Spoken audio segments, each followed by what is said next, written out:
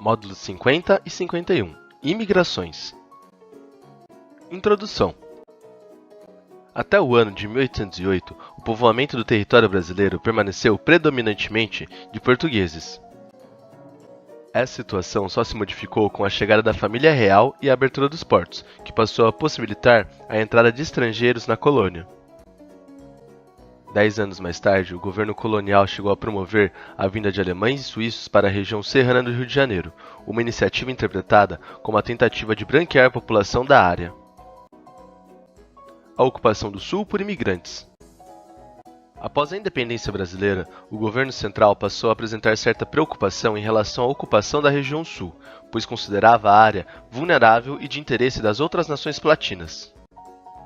Por isso, com o objetivo de ampliar a ocupação da região, o governo passou a instituir núcleos de colonização em Santa Catarina e no Rio Grande do Sul, principalmente de alemães, italianos, poloneses e ucranianos.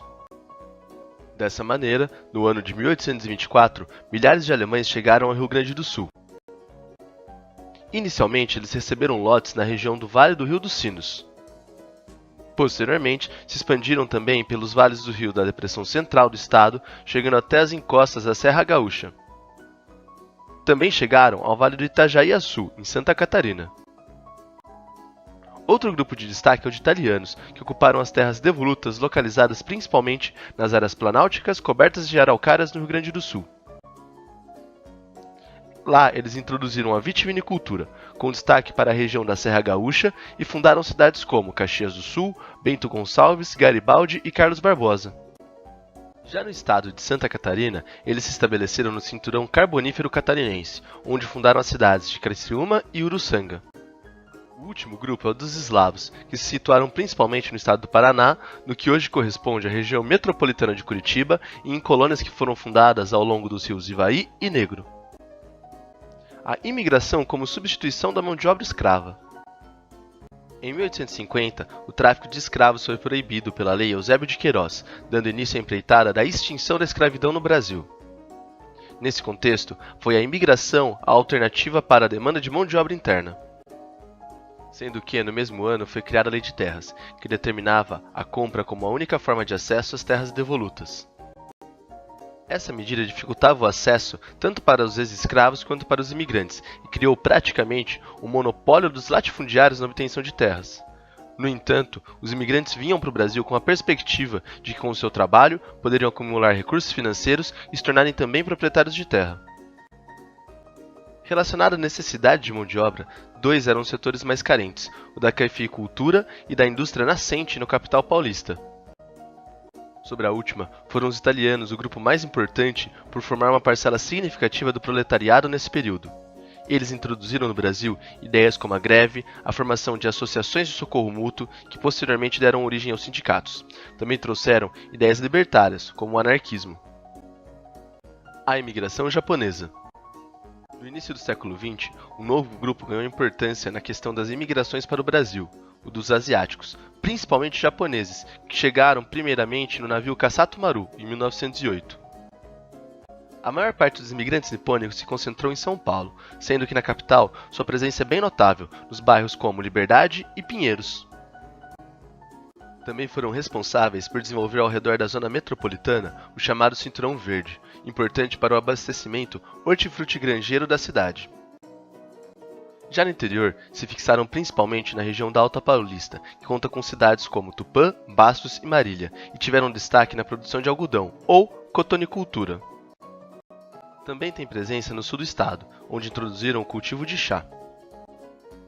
Outros estados também contam com ocupação japonesa, como por exemplo Pará, em que se concentram na zona Bragantina paraense, onde inseriram o cultivo de pimenta do reino. Também no estado de Amazonas, onde cultivaram o guaraná. E no norte do Paraná, em cidades como Londrina, Maringá e Cascavel, onde se envolveram na sojicultura e na cafeicultura. Os japoneses foram o último grande fluxo migratório do Brasil, uma vez que, em 1934, foi criada a Lei de Cotas, que passou a restringir a migração de entrada no país. A imigração no fim do século XX. No final do século passado, novos grupos passaram a ocupar o protagonismo no movimento de entrada no Brasil. Lembrando que as migrações atualmente ocorrem por uma série de fatores, como guerras, desastres naturais, perseguições políticas, étnicas ou religiosas. Nesse contexto, o Brasil passou a ser um polo de atração de imigrantes do mundo subdesenvolvido, a chamada migração sul-sul. A imigração haitiana. O Haiti está localizado na ilha de Santo Domingo, na América Central Insular, e é considerado o país mais pobre das Américas, tendo sofrido por décadas com governos ditatoriais corruptos, especialmente da família Duvalier, entre 1957 e 1986. A situação ficou ainda pior na década de 2000, marcada por conflitos internos e desastres naturais, levando a ONU a enviar forças de paz lideradas pelo Brasil para auxiliar a nação caribenha. Diferente da população de vários outros países da região, que geralmente migram para os Estados Unidos, os haitianos passaram a ver o Brasil como um destino interessante e uma perspectiva de mudança. Isso porque muitos haitianos aprenderam o português no convívio com os soldados brasileiros. Atualmente, milhares deles já se encontram no nosso território, alguns trabalhando e outros dependendo de ajuda humanitária. A principal via de entrada, pela qual um grande número de haitianos entra ilegalmente, são as fronteiras da região norte, que são pouco fiscalizadas. Isso acaba estimulando a imigração para o Brasil também. A imigração boliviana. O que faz com que bolivianos venham ao Brasil são as melhores oportunidades de trabalho, uma vez que a economia brasileira é a de maior destaque na América do Sul. Assim, o país é visto como uma forma de mobilidade social, tanto para profissionais pouco qualificados como para profissionais liberais. Uma boa parcela dos bolivianos acaba entrando ilegalmente no país, uma vez que, como já foi destacado anteriormente, as fronteiras do norte e também do centro-oeste são pouco vigiadas, graças às suas paisagens naturais.